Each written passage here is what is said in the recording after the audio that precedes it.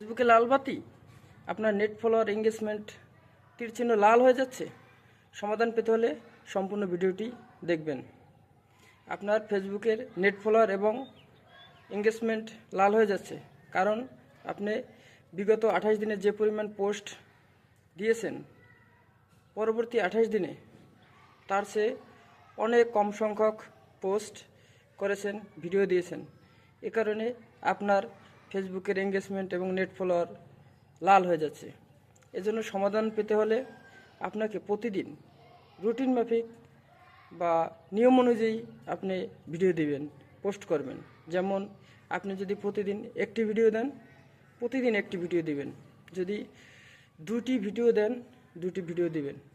যদি 3টি পোস্ট করেন প্রতিদিন, তাহলে 3টিই পোস্ট করবেন। এর ফলে আপনার এঙ্গেজমেন্ট এবং নেট ফলোয়ার বাতি লাল হবে না বা কমে যাবে না। এজন্য আপনি এই নিয়মগুলো ফলো করলে আশা করি ফেসবুকের এঙ্গেজমেন্ট এবং নেট ফলোয়ার লাল হবে না। ধন্যবাদ সকলকে। ভিডিওটি ভালো লাগলে লাইক, কমেন্ট, সাবস্ক্রাইব এবং শেয়ার করবেন।